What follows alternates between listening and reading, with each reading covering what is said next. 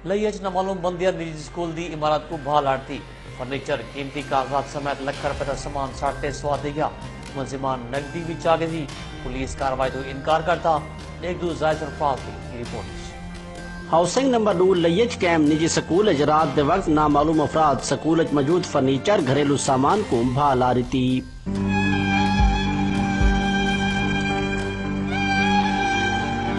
बहाल लगन लख रुपए का फर्नीचर कीमती कागजात जल के राख थी गए जलन की इमारत को भी नुकसान पहुंचा।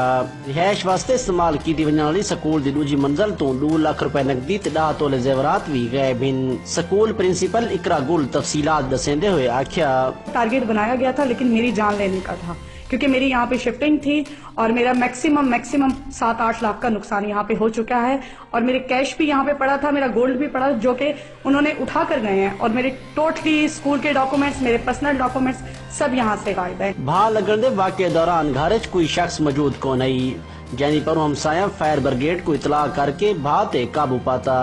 मुतासरा प्रिंसिपल दसाया कि उन्होंने जान को खतरा है। उन्हें आखे कि पुलिस से डीपीओ को दरखास्त देने के बावजूद कोई कार्रवाई नहीं की गई। स्कूल प्रिंसिपल नुकसान दे अजाले ते मुलजमान दी गिरफ्तारी दा मुतालबा कीता है। कैमरामैन मोहम्मद इरफान दे नाल ज़हद सरफराज वसेब टीवी लिया। मज़ीद न्यूज़ एंटरटेनमेंट और मालूमाती वीडियो के लिए हमारे यूट्यूब चैनल लिया न्यूज़ को सब्सक्राइब करें और बेल आइकॉन को दबाना मत भूलें ताकि आपको हर न्यू वीडियो का नोटिफिकेशन मिल सके। हमारे फेसबुक पेज को लाइक करें, हमारे फेसबुक ग्रुप को ज्वाइन करें। अल्लाह हाफिज़।